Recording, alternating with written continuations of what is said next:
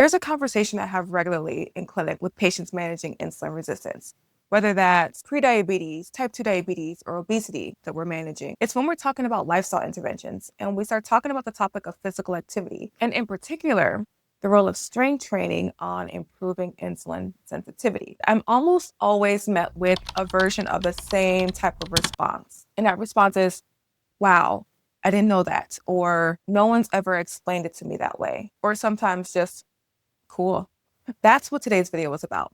I want to share with you exactly what I share with them. So the why behind it, the how behind it, and what it means for you particularly. Here's the foundation. Your skeletal muscle is the single largest site of glucose uptake in your body. Think of it as a metabolic sink or a glucose sink where your body sends glucose to be stored and used for energy. The more healthy and functioning muscle tissue that you have, the bigger that sink, and the more efficiently your body manages sugar or glucose. But in insulin resistance, the problem is a communication breakdown, so to speak. Many of your cells have become less responsive to insulin's signal. Insulin knocks at the door, but the door doesn't open as readily as it once did. As a result, glucose stays in the bloodstream and your blood sugars start rising. And before I explain what happens next, I want to be clear about the lens that I'm using. When I recommend physical activity and resistance training for insulin resistance, I'm not approaching it from a calorie standpoint, because I know that oftentimes when physical activity is addressed in the setting of improving chronic conditions or decreasing body weight, it's perceived through the lens of eat less, exercise more.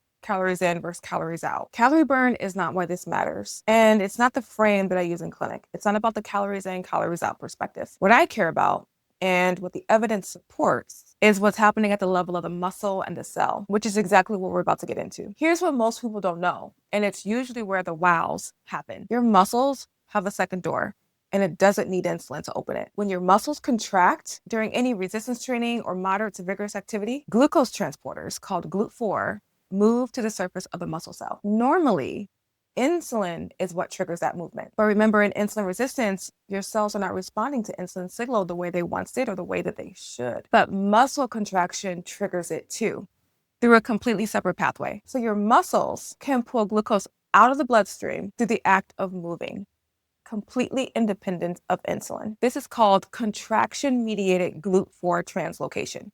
And it's what makes physical activity and resistance training particularly valuable if you have insulin resistance, because it works alongside and around that pathway that's impaired with insulin resistance. And I want you to sit with that for a second. Most people have been told that exercise is important for managing blood glucose, but very few have been told why, specifically, mechanistically, and in a way that actually explains what's happening in the body. And very few have been told that their body has this secondary pathway, one that doesn't depend on a signal that's impaired, one that doesn't care that your body is insulin resistant, and one that gives your body a way to heal. And maybe that person is you. You're just now learning this. And I find this striking every time I explain it. The pathway that's struggling with insulin resistance is not the only pathway. You have a second mechanism, independent of insulin, contraction driven, that was built into the design of your body. It doesn't wait on that dysfunctional signal from insulin. Movement is what activates it. So you're not without options. And now you know why and how. Now I want to be clear. This mechanism is not unique to the weight room. Moderate to vigorous activity of any kind also activates contraction-mediated GLUT4 translocation. So brisk walking, cycling, swimming, all does it. When your muscles are working at that intensity, the pathway responds. Movement is the trigger. Why resistance training gets a special mention is because of what it adds over time, building muscle mass itself. Consistent resistance training increases your body's total GLUT4 protein content. That way you have more of those transporters available. It also improves your insulin signaling capacity, meaning that your cells gradually become more responsive to insulin signal, aka you're improving your insulin sensitivity, which is the primary goal when you have insulin resistance. And research shows that insulin sensitivity can remain for 24 to 48 hours after a single resistance training session. More muscle mass means a bigger metabolic sink, and more GLUT4 means more efficient glucose clearance. And better insulin signaling means your body needs less insulin to do the same work. So every single one of these adaptations is moving in the right direction towards improved metabolic health, towards improving your insulin sensitivity. This is an important component of reversing insulin resistance, which puts a person in the path of reversing their prediabetes or putting their type 2 diabetes into remission. And remember, There are two major things happening when you have insulin resistance. One, many of your cells are not responding to insulin signaling the way it once did. And two, chronically elevated insulin levels within the body. And I just explained how resistance training and physical activity addresses both of those issues. Now, the mechanism I just described is well established in literature. A 2021 meta-analysis looked across 12 randomized control trials and found that resistance training significantly reduced HOMA-IR scores. The HOMA-IR is a measure of insulin resistance, and also found that resistance training significantly reduced hemoglobin A1C, which is a diabetes test, which reflects the average blood glucose over about a 90-day period. The 2025 meta-analysis of 19 trials in adults with type 2 diabetes found that resistance training reduced hemoglobin A1C by a mean of 0.51%. It also improved fasting blood glucose and insulin sensitivity, improved body composition, and reduced systemic inflammation as evidenced by decreases in C-reactive protein levels. Now, let me put the hemoglobin A1C number into some context here, because it might be easy to think that 0.51% isn't much. A 0.5% reduction in hemoglobin A1C is clinically meaningful. For someone sitting right at the threshold of a diabetes diagnosis, which is an A1C of 6.5% or higher, that kind of change matters. Or it's the difference between having type 2 diabetes and working and improving your A1C into a prediabetes range, working your way towards remission. Or for someone whose A1C is within that pre-diabetes range, which is an A1C between 5.7% and 6.4%, a 0.5% reduction in hemoglobin A1C makes the difference between having pre-diabetes and having a normal A1C, between having pre-diabetes and reversing it. And then there's a 2025 network meta-analysis that synthesized data from 21 randomized control trials across 9 different exercise types, one of the largest analyses of exercise and insulin sensitivity to date. Resistance training demonstrated a high probability of meaningful benefit for insulin sensitivity, with a sucrose score of 71.8%, which is a statistical measure of how consistently an intervention produces benefit across the study population. The reviewed studies indicate that both long-term and short-term physical activity improve insulin sensitivity through multiple mechanisms, to include increased glucose uptake in skeletal muscle mass, enhanced mitochondrial function, and reduction of visceral adipose tissue. Aerobic exercise, resistance training, and high-intensity interval training are all associated with beneficial metabolic effects. In addition, reducing sedentary behaviors and increasing daily activity may further improve glucose metabolism. This paper concludes that regular physical activity represents an effective non-pharmacological strategy for improving insulin sensitivity and preventing metabolic disease. And the greatest benefits appear to result from long-term lifestyle interventions combining healthy diet, exercise, and weight management. This data is consistent across the literature. So what does this all look like practically? Great question. At least 2 resistance training sessions per week is the evidence-based minimum. The data shows meaningful metabolic benefits at that threshold. Because remember what I said, research shows that insulin sensitivity is improved for 24 to 48 hours after a single session. So you don't have to be in the gym 5 days a week if you don't want to or can't, but you do need to be consistent. Now, compound movements give you the most metabolic return or the most metabolic bang for your movement, so to speak. Compound movements are exercises that load multiple muscle groups at once. Examples include squats, deadlifts, rows, presses, but body weight counts.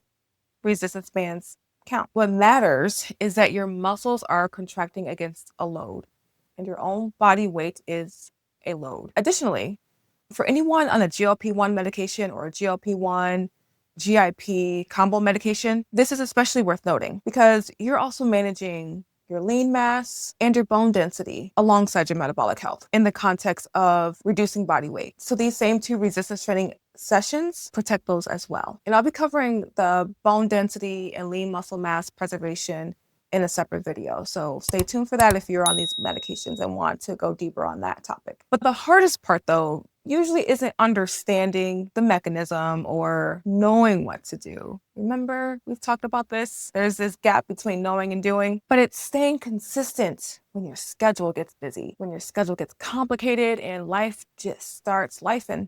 That's exactly what the next video is about. An evidence-based system for building consistency that does not rely on motivation. It's not a pep talk video, but it's an actual system. So if that interests you, please stay connected. A quick pause before we move on. If what I'm sharing is giving you something you didn't have before, please like the video and share it with someone else who could benefit from this information. Okay, let's get back into it. Here's what I want you to walk away with. Your muscle is your largest metabolic organ. When it contracts against resistance, it activates a pathway that pulls glucose from your bloodstream without needing insulin, thus working around that system that's impaired when you have insulin resistance. Consistent training increases GLUT4 density. It improves insulin sensitivity. And the research shows meaningful reductions in your hemoglobin A1C and fasting glucose levels across multiple studies. And I'll say again what I said before. None of this is about burning calories. That is not the frame I use, and that is not why this evidence is so strong. The reason that resistance training moves these metabolic markers is because of what it's doing to the muscle tissue structurally and at that cellular level. Calories are a completely separate conversation. This conversation is about metabolic function. So the foundation is moderate to vigorous physical activity. Movement at that intensity activates that pathway. And resistance training gets a special mention here because of what it builds over time. The muscle mass, GLUT4 density, and insulin signaling capacity that compounds after every session, especially with progressive overload. That's what I'm sharing in clinic when I'm explaining why I recommend physical activity. And it almost always lands the same way. Wow, I didn't know that. And now you do. And it's such a beautiful design. So if you have insulin resistance and you have the physical ability, I encourage you to move your God-given muscles. Your body was beautifully designed. And by the grace of God, you have this second door, this second pathway to combat your insulin resistance. Can I get a hallelujah in the comments? If you have insulin resistance, I truly hope this is hitting you where it needs to. Here's where to start, if you don't already know this. The foundation is moderate to vigorous physical activity. The evidence-based minimum is 150 minutes per week. That's walking, cycling, swimming, any sustained movement at that intensity. And moderate to vigorous activity means that it is going to be challenging for you to hold a conversation while you're engaging in that activity. So this activity is activating those GLUT4 pathways. It counts and it matters. And then you're going to add on top of that at least 2 resistance training days per week. That's what the data shows meaningful metabolic benefit at that threshold.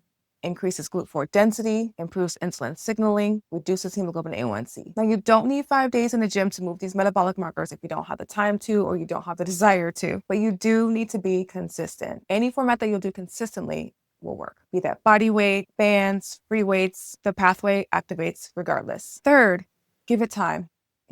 No.